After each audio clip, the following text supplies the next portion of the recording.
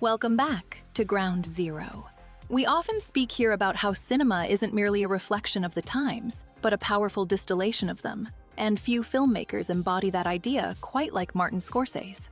His vision arose from a nation wrestling with the aftermath of conflict and societal shifts, a landscape where the promises of the American dream were fracturing under the weight of real-world complexities. Scorsese's films aren't just stories of organized crime or personal redemption. They are investigations into the very soul of a country grappling with loss, searching for meaning amidst moral gray areas. He captured a unique energy, a feeling of restlessness and disillusionment, forging a style that blended spiritual questioning with the harsh realities of street life. We've carefully considered his entire body of work, a staggering 30 films, to arrive at what we believe are his absolute best.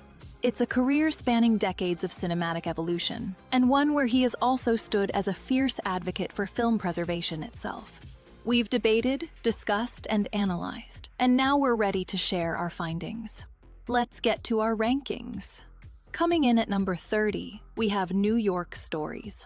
Why do I get this feeling I'm not seeing any work today? There's nothing to see. It's the Emperor's new clothes. I'm gonna get slaughtered, man. Yeah, well, let me see what you got. I'm sure it's Just a lot. trust me on this. It's shit. I'm in here, all I want to do is lay down, taking a dive. Well, if you can't work, at least you can eat. This collection presents a fascinating portrait of ambition and longing within the city's vibrant landscape, with Nick Nolte delivering a particularly captivating performance as an artist consumed by both his craft and a complex relationship with his assistant. Are you okay? My mother did it again. Oh, dinner with your fiance? That was last week's trauma. Today, I'm at work. And I'm in the middle of an important conference. You know, I work for a very conservative firm. Everything is always very formal. The narrative threads, while diverse, subtly explore themes of familial entanglement, as seen in the segment featuring a lawyer and his ever-present mother, and the transient nature of connection, particularly within the creative sphere where artistic inspiration can often become exploitative. The story involving a young girl navigating high society provides a uniquely whimsical counterbalance, adding another layer to this compelling mosaic of urban life. She's so beautiful and graceful. She's fabulous. She's what I call the ideal woman. Coming up next is New York. New York. Liza Minnelli, Robert De Niro, New York, New York. We find a story born amidst the jubilant celebrations of VJ Day, a moment of relief and fresh starts, where a determined singer Francine Evans encounters the insistent charm of ex-soldier Jimmy Doyle. You expect me to leave after the way you talked to me just now? Give me a hand. For good luck. For good luck. Their connection unfolds against the backdrop of a transforming city, a passionate and complicated entanglement, showcasing Robert De Niro and Liza Minnelli's captivating performances as ambition and personal realities collide within the dazzling world of jazz and performance, leaving audiences to ponder the price of dreams. You do not kick off the band. I kick off the band. You understand? Don't treat me like Don't that. ever do it again. Ever again. Oh. Ever again. Let's go. I'm gonna have a baby. You gonna what? Have a baby. Did I tell you to have that baby? No, I didn't tell you. You had it. Now you have it. Now keep it. Go ahead. Keep hitting me. You're gonna be satisfied by hitting me? Coming up next is Kundun. Yes. And one night, I knew you were coming. And at dawn, you were born. Tell me. You didn't cry. No cry. No, you didn't cry. And that day, your father got better. We examine a film that isn't simply a biography, but a meditation on faith and resilience, offering a poetic portrayal of His Holiness, the 14th Dalai Lama, respectfully known as Kundun, meaning presence. Sanctuary has been arranged in India. They're expecting you. The visuals, captured with painterly elegance by Roger Deakins, immerse us in the sacred landscapes of Tibet, enhanced by Philip Glass' hypnotic score, and tell a story spanning a period of immense political upheaval, a tribute to Tibetan culture and tradition, all under the distinctive vision of Martin Scorsese. If the Dalai Lama and a few trusted officers can stay within the inner wall and inform General Tan exactly which building you will occupy, we certainly intend that this building not be damaged. Coming up next is The Color of Money. We examine a return to form for Fast Eddie Felson, a character previously explored, now seeking a new path through a young pupil, Vincent Loria. Just don't put the money in the bank, kid. Because if I don't whip you now, I'm going to whip you next month in Dallas. You mean Houston? There's nothing coming up in Dallas. Houston, Dallas. And if not then the month after that in New Orleans. Oh, yeah? What makes you so sure? Paul Newman delivers a nuanced performance alongside Tom Cruise, portraying a complex dynamic where Eddie recognizes a lost anonymity in Vincent's raw talent. Vincent the Kid, huh? You are going to be one of the greats, kiddo. One of the greats. I got a good feeling about this. Yeah? It's a fascinating reversal, as Eddie doesn't impart technique, but the subtle, often manipulative psychological aspects of the game, hoping to recapture a freedom he once knew, navigating a world where victory demands more than skill. Are you gonna fall for this? We're gonna pay hell for it. Now we can win for real. Oh, the impossible dream. We'll let ourselves in for real. Why carefully? Coming up next is The Age of Innocence. We examine New York rarely seen in the work of Martin Scorsese, a world of opulent interiors and stifling social codes where brutality isn't expressed through physical violence, but through the rigid enforcement of class conventions. You've understood her better than any of us, I suppose, but does it really matter now that it's all over? How do you mean, over? Why, since she's going back to Europe so soon. Granny's approved and understands. She's disappointed, of course, but she's arranged to make Ellen financially independent of the Count. Daniel Day-Lewis portrays Newland Archer navigating this landscape. A story adapted from Edith Wharton's Pulitzer Prize-winning novel, mirroring the themes found in Booth Tarkington's The Magnificent Ambersons, both providing telling portraits of aristocratic life and the hidden costs of maintaining appearances. I'll have to leave a note at the hotel. Right on this. I have the paper. You see how everything is predestined? And these, have you seen this? The new stylographic pen. It's just it's like you have to jerk down the mercury in a thermometer. Now, try that. It's not working. Michelle Pfeiffer delivers a compelling performance as a woman whose very presence challenges these arbitrary signs and unwritten rules, forever altering Archer's world. I can't promise anything, Ted. I'll see what I can do. All right. Bye-bye. Bye. Coming up next is Mean Streets. Keep out of my place, I know your face. And you, scumbag! Meg, I told you about passing that shit in my place. Do nothing. We find a director truly finding his voice with this picture, a moment where a burgeoning career ignited after earlier films received mixed responses. No!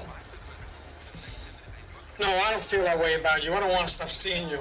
Harvey Keitel anchors the narrative as Charlie, navigating a treacherous landscape of loyalty and ambition, constantly shadowed by the impulsive actions of Robert De Niro's Johnny Boy. Get in there. Hey, remember all the times we used to play hide and go seek in here? Hey, never mind the hide and seek. What's this crap about last week? What? What? What? You got some balls not showing up for work last week, you know that? After all we had to do to get you on a truck, stupid. The film arrived alongside a cinematic revival of New York City, joining titles that captured the era's disillusionment through impactful on-location shooting, cementing a style that would become synonymous with a filmmaker's vision. No bullets in this. Now you did it. Get him out of here before this blows up. Cool. Hide the gun, Tony. Throw it away. Listen, Tony, I gotta borrow your car. We ought to take a ride. We shouldn't be around here now. Okay. Don't go driving around. Go to a movie or something. This is no good. All right? Coming up next is American Boy, a profile of Stephen Prince. I'm guilty, huh? We're all guilty, God knows. We find ourselves drawn into an extraordinary evening with Stephen Prince, a man whose life experiences captivate through sheer storytelling ability. someone who once acted as a form of protection for the creator of films like Mean Streets. Yeah. Never seen again. The director allows Prince's narrative to unfold organically, recognizing a universal figure in this compelling subject, the person who effortlessly commands a room with tales from a life fully lived, a character we all recognize from our own circles.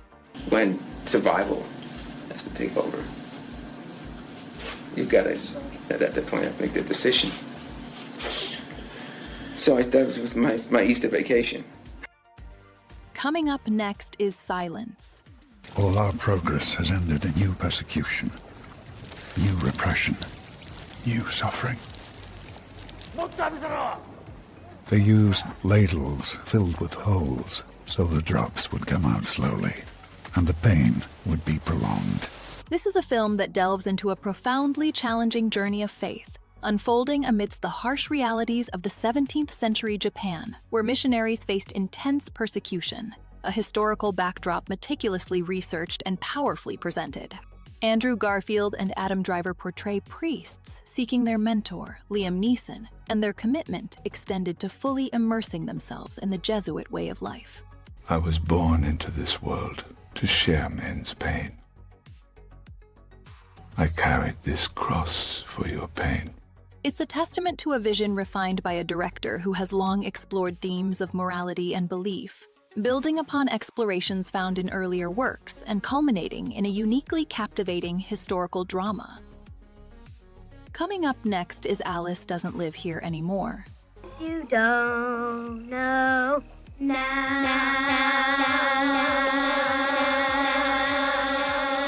We find a film that feels remarkably distinct within a celebrated career, a narrative about a woman charting her own course after loss, and it arrives from a filmmaker often associated with very different stories. Yeah, mine was a bastard too. I guess so. I don't know. You gonna be going to school in Tucson? No, my mom says we're going to Monterey. Monterey. You know, you're lucky to get out of Tucson. Ellen Burstyn delivers a powerful performance as Alice Hyatt, embarking on a journey that begins with a strikingly bold opening sequence, mirroring classic Hollywood presentation with its cropped frame and vibrant credits, a technique reflecting the director's noted love for cinematic history. Yeah, you do. That's why you can't make up your mind about your kid, your job, Monterey, or me. Chris Christopherson and Harvey Keitel both contribute to a story that feels less about simple destinations and more about the resilient spirit found along the road, one where a mother and son redefine what home truly means. What about your folks? My dad split 2 years ago. Mom turns tricks at the Ramada Inn from 3 on in the afternoon. What if she came home? She wouldn't even notice. I could have a troop of bare-assed Eagle Scouts in for the afternoon and she wouldn't even blink an eye. Why, is your mama hard-nosed? No, she's a singer. Or a waitress, I guess. A singing waitress. Weird. So, you want Ripple or not? No, not today. Coming up next is Cape Fear. I always thought that for such a lovely river, the name was mystifying, Cape Fear. And the only thing to fear on those enchanted summer nights was that the magic would end. We find a compelling exploration of morality and aggression within this intense thriller, as Martin Scorsese moves beyond standard Hollywood narratives to examine the contradictions within Western values.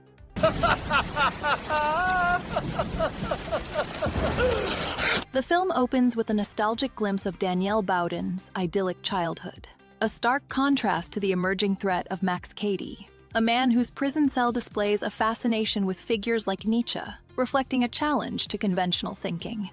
I spent 14 years in an 8x9 cell surrounded by people who were less than human.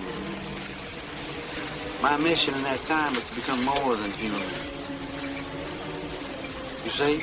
Robert De Niro delivers a chilling performance, while Nick Nolte embodies a lawyer facing a past that resurfaces to threaten his family, creating an unsettling and captivating dynamic. I can teach you how to use it. All right, great. The first lesson is this. Don't think of it as shooting a man or trying to kill him. Right. Think of it as an extension of your fist. You're just reaching out and knocking a man down. Boom, boom. All right. Later on, we go out to the woods and shoot some trees, okay? Oh, that'd be great. That'd be great. Good. Here at Ground Zero, we truly appreciate you joining us as we explore the remarkable filmography of a master storyteller. It is always rewarding to share these cinematic journeys with a community that understands and values great filmmaking. And we hope you are having a good time. If this exploration resonates with you, a simple like, subscribe, or share helps us reach more film enthusiasts just like yourselves. Now, let us get back to our list and uncover more cinematic treasures. Coming up next is Rolling Thunder Revue, a Bob Dylan story by Martin Scorsese. Life isn't about... We delve into a tour reimagined a blending of memory and invention, where the lines between truth and fabrication delightfully blur, even with Dylan himself, playfully suggesting he wasn't present for events, so distant they feel prehistoric. Let's call Hopper, man. Okay, let me change channels. Okay. What do you want, channel 31? Give me, okay. Okay. Martin Scorsese masterfully assembles footage, originally intended for Ronaldo and Clara, interweaving it with new interviews featuring Joan Baez and a captivating reimagining of figures like Allen Ginsberg, along with unexpected appearances from actors inhabiting Construct. Ted rolls, creating an experience that feels like both a concert and a collective dream. Oh, Hurricane, I'm searching for the Holy Grail. And he'd say, what? I said, I'm going to search until I find it. Like Sir Galahad. That's what I'm looking for. 5 minutes. 5 minutes. 5 minutes. Do you think he's a genius? Is Bob Dylan a genius? I don't know. That's a strange word. Coming up next is The Last Temptation of Christ.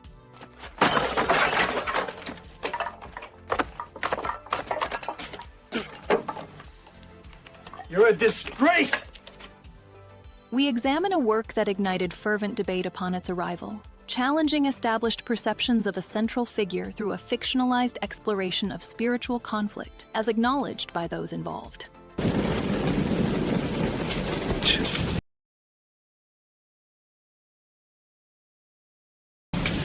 Stay with me. Don't leave me.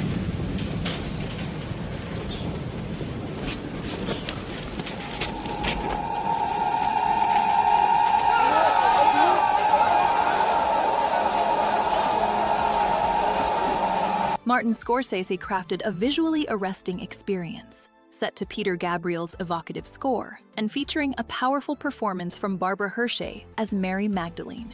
While Willem Dafoe embodied the internal struggles of a man grappling with both human desire and divine purpose, a portrayal that sparked protests and even acts of arson, but ultimately secured Scorsese an Academy Award nomination.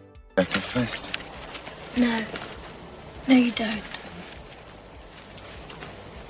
I'm not the Messiah. No. No, you're not.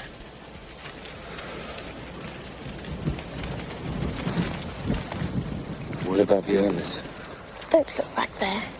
God gave you life. Look ahead. Where are the disciples? They became frightened and ran away. Coming up next is public speaking. Did I strike it? Because this is me at my most buoyant. This is me at my most buoyant. Writers have to know things. You know, they have to know things about life. You know, musicians don't. We find Martin Scorsese turning his masterful eye toward Fran Lebowitz, a writer celebrated for her distinctly sharp observations on contemporary life. Necessity for us to jettison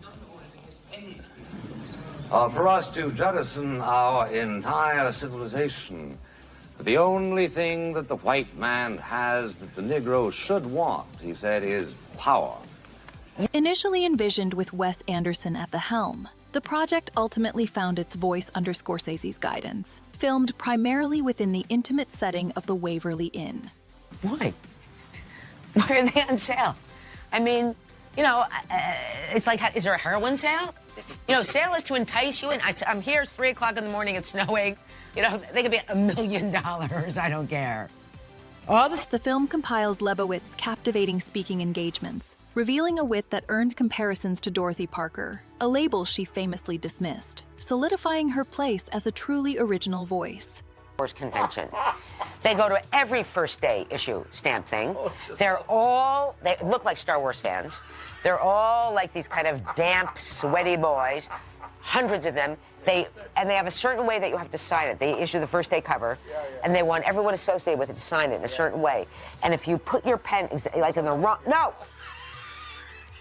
no, it was the most bizarre thing I've ever. It was really like a Star Wars convention. Coming up next is Italianamerican. You notice the towel doesn't leave my hands because I keep wiping all the time. We find a remarkable warmth within this intimate portrait, a clear departure from the explorations of guilt often present in the work of Martin Scorsese as he turns the camera toward his parents, Catherine and Charles. You can imagine. What were they, back houses? Remember you back houses, no, regular... Tenements in the back. Describe those tenements in the back. No. They were regular back houses built up. There were bathrooms there, you know.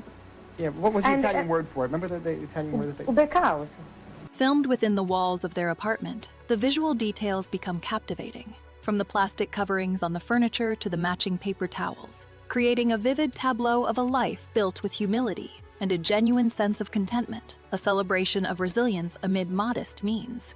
Oh, they were different. They brought us up. As long as we ate and we were healthy, that's all that counted. They couldn't afford to send us to school. They didn't have that kind of money. So they had all to do to survive.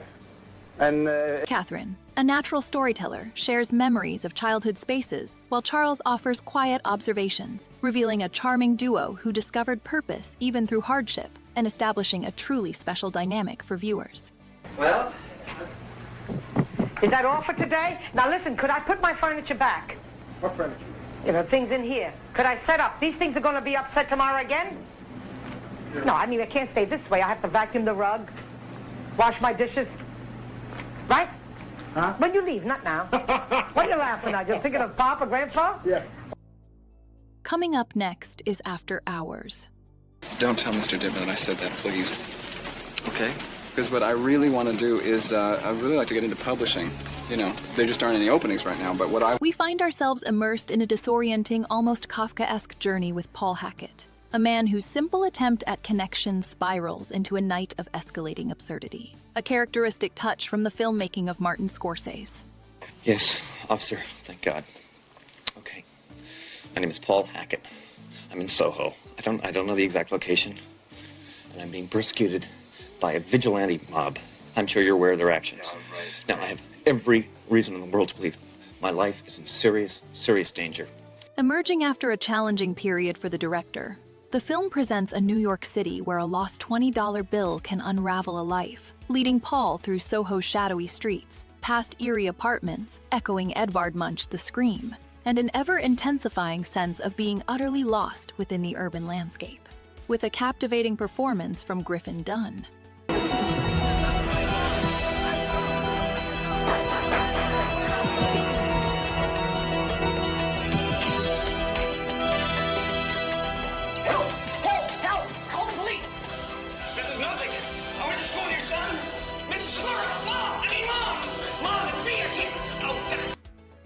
Coming up next is Killers of the Flower Moon. We find ourselves drawn into a story initially conceived as a procedural focused on the investigation, yet transformed into something far more unsettling, a dark exploration of greed and abuse. My fault that you It ain't my fault that you got caught with the car, you dumbbell. Call me a That's your goddamn fault. partner. You didn't give me shit. Let me tell you something. Hell's got a whole plan, and I'm gonna talk to him and make sure you ain't a part of it, because you're so thick in the head. He always said he was thick in the head, you know that? The film, shot on location in Oklahoma, echoes the sweeping landscapes of classic cinema, like Giant, and the performances from Leonardo DiCaprio and Lily Gladstone resonate within a narrative rooted in financial crimes and increasingly disturbing acts, a count of escalating violence that defines the insidious plot. This isn't just a recounting of events, but a deliberate immersion into a history demanding to be understood. Coming up next is Hugo.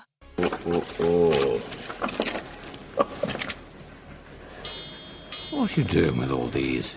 We find ourselves drawn into a Paris brimming with atmosphere, a cinematic space meticulously crafted through sound and visual storytelling. This is the only one that we know of that survived. Out of hundreds, one. And still, it is a masterpiece. The film immediately establishes a sense of place, moving from tense, snowy landscapes underscored by shifting instrumental music to the bustling energy of a central train station. In 1895, one of the very first films ever shown was called A Train Arrives in the Station, which had nothing more than a train coming into the station.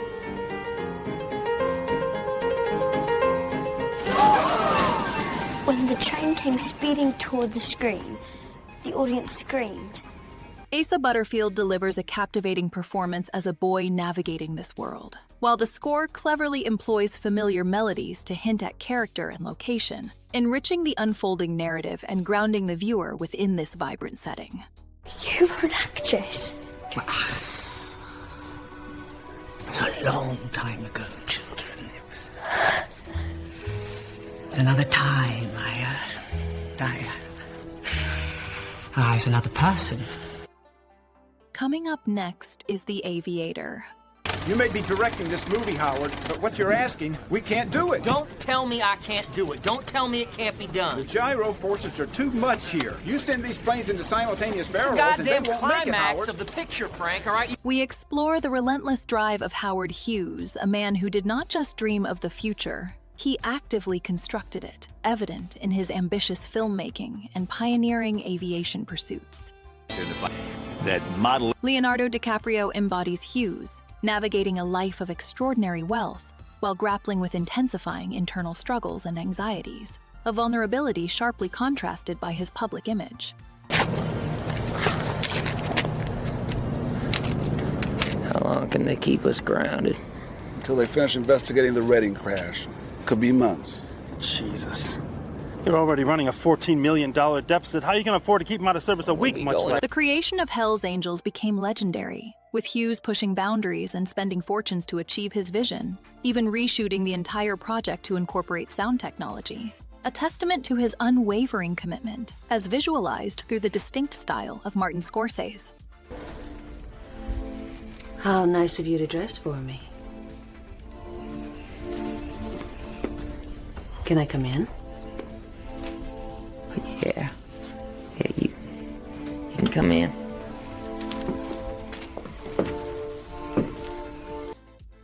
Coming up next is Gangs of New York. Saint Michael the Archangel, defend us in battle. Be our protector against the snares and the wickedness of the devil. We find ourselves immersed in a world meticulously researched, though the narrative itself ventures beyond strict historical accuracy, expanding upon Herbert Asbury's non-fiction account of the 5 Points neighborhood. Leonardo DiCaprio portrays Amsterdam Vallon, returning to a landscape forever marked by the brutal conflict witnessed in his childhood, a conflict between the established natives and waves of new immigrants. Daniel Day-Lewis embodies Bill the Butcher Cutting, a figure of immense power and a key component within the highly corrupt political machine of Boss Tweed, brought to life by Jim Broadbent, and the story unfolds with a visceral intensity characteristic of Martin Scorsese's style. We never knew how many New Yorkers died that week before the city was finally delivered. My father told me we was all born of blood and tribulation. And so then, too, was our great city. Coming up next is The King of Comedy portrait of ambition and delusion, where Robert De Niro delivers a truly unsettling performance as Rupert Pupkin, a man lost in the blurred lines between fantasy and a grim reality. Of course, they never told me that they loved me either, which was fine with me. But I love you. Want some wine? No? Okay. I'm not in the mood to drink either, though.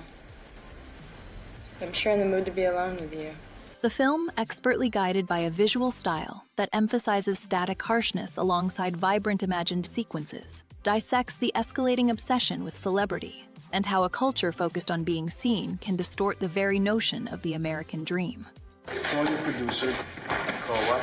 Bert Thomas. I want you to call him. I'm going to give you a phone right now. Get him on the phone, and I'll tell you exactly what to say, okay? Jerry Lewis powerfully portrays the object of this fixation, exploring the complicated dynamic between performer and audience, hinting at the dangers of parasocial relationships as Pupkin and Sandra Bernhard's character desperately seek validation, blurring the boundaries of appropriate attention and escalating towards unforeseen consequences. Well, I'm telling you, you won't see someone unless you tell us where Langford is. Well, then Jerry Langford is dead. Coming up next is The Last Waltz. We're gonna do one more song, and that's it. We explore a concert film transformed into something far more intimate, a deeply personal project for Martin Scorsese, where the camera does not merely observe, but reimagines the event as original feature material. Privately probing the public rooms, peeking through keyholes and numbered doors. The farewell performance by the band carries an air of finality, acknowledging a lineage of musical giants lost. Yet through carefully chosen songs and post-event studio recordings, Scorsese crafts a uniquely spiritual history of popular music, one resonating with private meaning and profound emotion, anchored by performances from Robbie Robertson and his bandmates. The road has taken a lot of the great ones.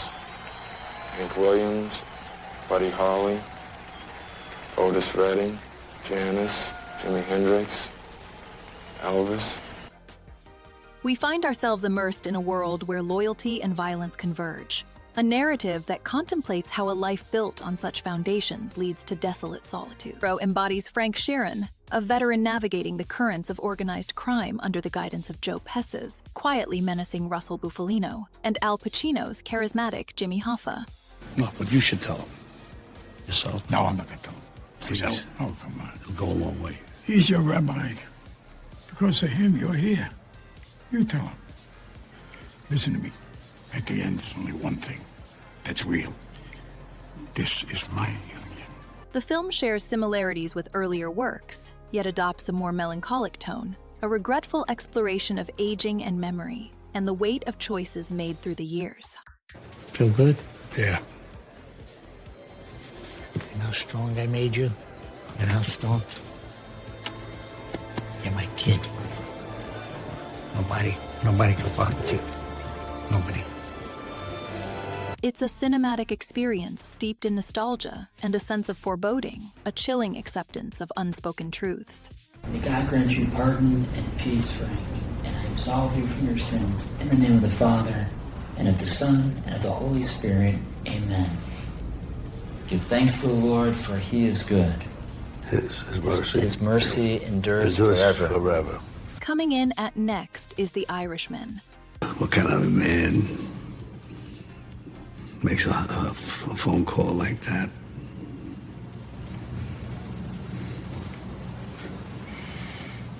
What do you mean? What phone call? Well, I tell you, I can't. I gotta. That's okay.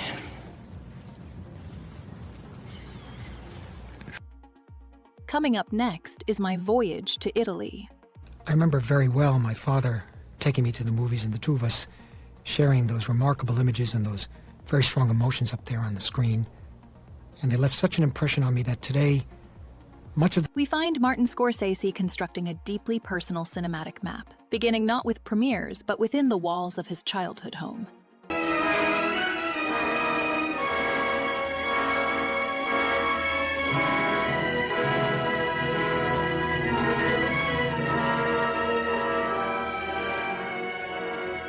My world consisted of our apartment, the church, school a block away, the candy store around the corner.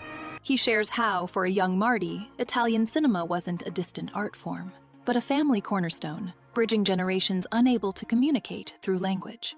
One of the Italian POWs, who's a Sicilian fisherman, he gives her a way out. Films like Rome Open City and Terra Terra flickered across a small screen, uniting relatives and, crucially, shaping the sensibilities of a future master filmmaker, informing a style visible throughout his work and influencing an entire generation. Damn, the Jerry's figured we were there. This family has been compromised by their own hospitality. Ellen, come with me. And the Germans slaughter them. Coming up next is Raging Bull. So give me a stage where this bull here can rage, and though I can fight, I'd much rather recite That's entertainment. We explore a brutal yet artful depiction of middleweight boxer Jake LaMotta, brought to life through a transformative performance by Robert De Niro, a project he discovered while filming another classic. That was no big thing anyway. I smacked him in the mouth. He was drunk. He started some shit. Had to go downtown, straighten it all out with Tom. He's all for... This became a deeply personal statement for Martin Scorsese, crystallizing recurrent themes of masculinity and violence present throughout his work. You piece of shit! If I see you put your hands in that plate one more time, I'm gonna stab you with this knife, you hear me? I told you, keep your hands out of the plate! The film, initially sparked by a semi-autobiographical book given to Scorsese years prior, doesn't offer redemption for LaMotta, but a final biblical verse suggests a path toward it, mirroring the filmmaker's own journey. I could have been a contender. I could have been somebody. Instead of a bum, which is what I am. Let's face it. It was you, Charlie. Coming up next is Casino. Got a lot of holes in the desert, and a lot of problems are buried in those holes. Except you gotta do it right. I mean, you gotta have the hole already dug before you show up with a package in the trunk. Otherwise, you're talking about half hour or 45 minutes to dig it. We delve into a world crafted by a masterful storyteller, where the shimmering facade of Las Vegas hides a brutal reality of control and consequence. Can I love you? How can I love you? Treat me like I'm your fucking dog! You're lower than a dog! Fuck you! Here. Is this enough money? Huh? We'll last you 2 fucking days? Take it. Read it, bitch. Take the fucking money. Going to the bank and I'm getting my jewelry too! Good, it opens at 9 a.m. Be there. And don't you send your guys down there to stop me! The narrative follows Sam Ace Rothstein, expertly portrayed by Robert De Niro, as he navigates the complex machinery of a mob-run casino, transforming it into a lucrative enterprise. Yeah, I said let the bullshit blow over for a while so I can run the casino. Anything goes wrong with the casino, it's my ass. It's not yours, it's my ass. I don't know whether you know this or not, but you only have your fucking casino because I made that possible. I'm what counts out here, not your fucking country clubs or your fucking TV shows. And what the fuck are you doing on TV anyhow? You know, I get calls from back home every fucking day. They think you went batshit. I'm only on TV because I gotta be able to hang around the casino. You understand that. You're you know that. Come on. This prosperity, however, is threatened not by external forces, but by the corrosive effects of unchecked ambition, addiction, and the inevitable fracturing of loyalty, mirroring how a once vibrant world gives way to something more sterile and corporate. Junk bonds.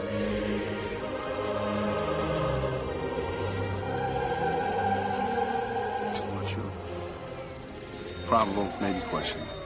All right, well, let me know as soon as you can find out. But in the end, I wound up right back where I started. I could still pick winners, and I could still make money for all kinds of people back home. And why mess up a good thing? Joe Pesci delivers a compelling performance as the volatile Nicky Santoro, his actions drawing unwanted scrutiny and accelerating the Empire's inevitable downfall, revealing an unsustainable system built on fragile trust. You ought to be afraid the way you fucking treat me! Mr. Rothstein, it'll make it a lot easier on everybody. If we let her get a few other things, we'll be out of your hair. Coming up next is Taxi Driver. So what is it? You need an extra job? We explore a landscape of alienation through the eyes of Travis Bickle, a former Marine navigating a city that feels increasingly distant. A world he observes but does not quite inhabit. This is no ordinary place. It is a place where many roads and many lives intersect. It is appropriate that we meet here today because these are not ordinary times. We meet at a crossroads in history. For far too long, the wrong roads have been taken. Robert De Niro delivers a captivating performance as a man wrestling with a fractured sense of self, seeking meaning amidst perceived moral decay and the remnants of a past war. The burden of suffering for the few. No more will we fight the wars of the few to the harm of the many.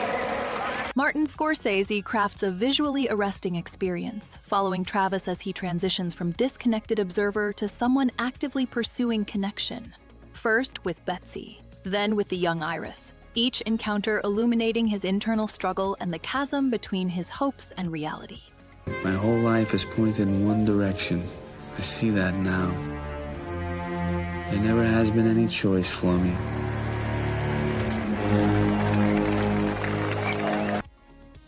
Coming up next is Shutter Island. Welcome to Shutter Island. I'll be the one taking you up to Ashcliff.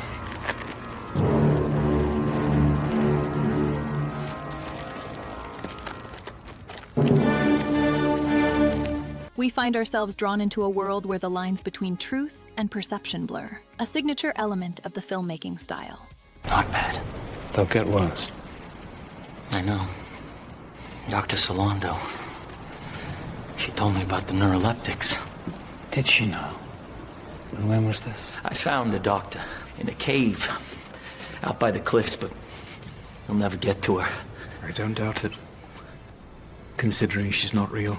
Leonardo DiCaprio delivers a compelling performance as Teddy Daniels, a United States Marshal investigating a disappearance. Yet the narrative continually shifts, challenging what we understand. Tremors are getting pretty bad. How are the hallucinations? Get out of here, Teddy. This place is gonna be the end of you.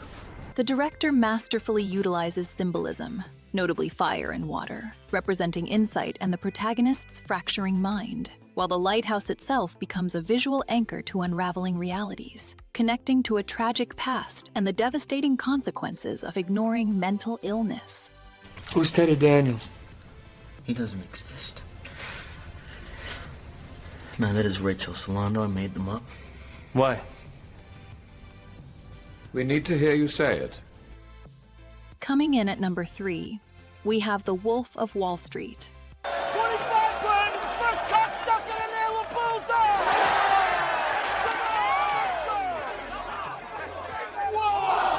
We find ourselves immersed in a nearly 3-hour spectacle of unchecked ambition and indulgence. A whirlwind of excess that showcases Martin Scorsese at his most vibrant. Was Donnie.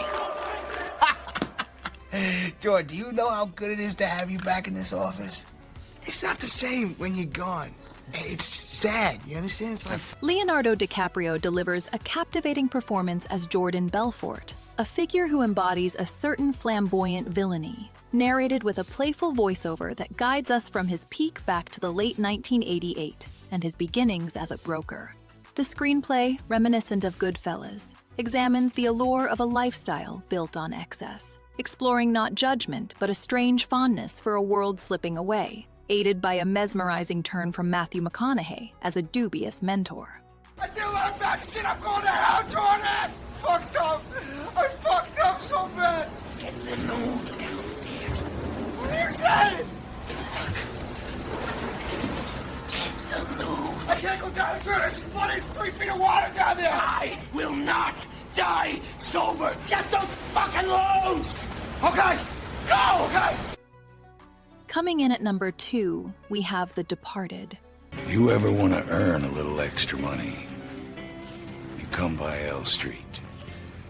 You know where I am on L Street. Good boy. Martin Scorsese crafts a masterful descent into a world where morality blurs and allegiances fracture, showcasing exceptional performances from Leonardo DiCaprio and Matt Damon as men living double lives within the criminal network and the police force. Costello recorded everything. He put all the tapes in a little box and kept them with his lawyer. That was his insurance. His lawyer came to me. Imagine that, you rat fuck. Costello trusted me more than anyone. Sound quality good enough because I was a little worried. We observe how Scorsese uses recurring imagery, like the ominous presence of rats, a symbol of betrayal, and the subtle yet haunting motif of the letter X to foreshadow danger. Did you think you were the only one he had on the inside? Costello was gonna sell us to the FBI. It's you and me now, you understand? We gotta take care of each other, you understand? The golden dome of the State House looms large, visually representing ambition, even as corruption permeates every frame, forever altering any pursuit of legitimacy. Of course I talked to the FBI. Do they know who I am? I never gave up anybody who wasn't going down anyway. Nobody knows nothing. Oh, Frank. Do they know about me? Before we get to our number 1 pick, we have a few films that just missed the cut but are more than worthy of an honorable mention. Our first notable mention is Boxcar Bertha. You better watch your mouth, Bertha. Your dad ain't gonna like you talking like that. we find a fascinating early work born from producer Roger Corman's desire for another female, led crime story and adapted from a real-life autobiography. Let's stop all this and just head for California. No, I ain't no criminal. The film plunges us into the Depression-era South, following young Bertha Thompson as she navigates a life of hardship and ultimately criminality after a tragic accident leaves her orphaned. Yeah. What'd you do? Lose him in a crap game? No, as a matter of fact, I didn't lose him in a crap game. While fitting neatly into Corman's catalog of exploitation films, the picture showcases an emerging Scorsese's meticulous style, establishing his signature immersive world-building and dynamic camera work. We'll go on ahead without you. Like hell I will. Bertha's journey converges with a union organizer and a pair of unlikely companions, and their attempts at honest living quickly give way to desperate measures train robberies, fueled by economic necessity. We're gonna bust this railroad, right? We're gonna get him, right? We're gonna live like men. Oh, we ain't gonna live at all. We're gonna take that Reader Railroad and we're gonna smash it. We're gonna show them we ain't just playing. Okay, and to start with, we're gonna take that bastard McIver and his friends right over there and we're gonna grind them into gravel. Let's go! The group's exploits then attract unwanted attention, mirroring a notable earlier film and setting the stage for a gripping and ultimately tragic downfall. I'm taking this to Washington. We'll see what the FBI has to say about all this. Thank you, boys. Now, I expect if J. Hager don't do something mighty fast, I just might have to have a talk with FDR. Yes, sir. That's a joke, son. We have journeyed through the gritty streets of Little Italy with Mean Streets, soared through the extravagance of New York, and witnessed the brutal realities within Raging Bull and Casino. From intimate character studies like The Last Temptation of Christ to sprawling epics such as Gangs of New York and the recent Killers of the Flower Moon, we have explored the full breadth of a cinematic master's vision, a career defined by unflinching honesty and breathtaking artistry. The tension is palpable, the debate has raged, and the selections have been agonizingly close. But now, after meticulously considering every frame, every performance, every thematic resonance, and now the moment we have all been waiting for. Coming in at number 1, we have GoodFellas. Your mother and sister, make sure you give them to us. For them, the cab stand was supposed to be a part-time job, but for me, it was definitely full-time. That's all I wanted to do. See, people like my father could never understand, but I was a part of something. We find ourselves immediately immersed in the world of Henry Hill, a character brought to life with a fiery energy by Ray Liotta, as he recounts his lifelong fascination with the gangster lifestyle. So I asked my brother Michael to watch The Sauce, and Karen and I started out. The film's opening sequence, a visceral display of violence featuring Robert De Niro and Joe Pesci, establishes the exhilarating yet brutal reality of this existence, one that many initially found both captivating and ethically challenging. So what the fuck you want me to tell Bill? He gets fucked up. We ran off with some broad. What do you care about her? Watch this. I don't fuck with them. I do it all the time. I bust their fucking balls. Scorsese crafts a subjective experience, a first-hand account where the grim truths are often conveniently overlooked, creating a viewing experience that gripped audiences and sparked debate. But you know that kid, from the city we're talking about? You know what I'm talking about. Yeah. The kid turned out to be a rat. As soon as he got pinched, he ratted everybody out. He ratted us all out. I know where he is. He's hiding now. I'm saying? So we have journeyed through a truly remarkable filmography today, covering 30 essential movies from the masterful Martin Scorsese, and explored everything from gritty crime dramas to sweeping historical epics and even ventured into comedy. It is a body of work that has undeniably shaped cinema as we understand it. But we know every film lover has their personal favorites, and we are curious to hear from you. What films did we include that resonated with you the most? And perhaps even more importantly, did we miss any of your beloved Scorsese pictures? Also, let us know in the comments what specific list you'd like us to tackle next. Don't forget to like and subscribe to Ground Zero for more deep dives into the world of film.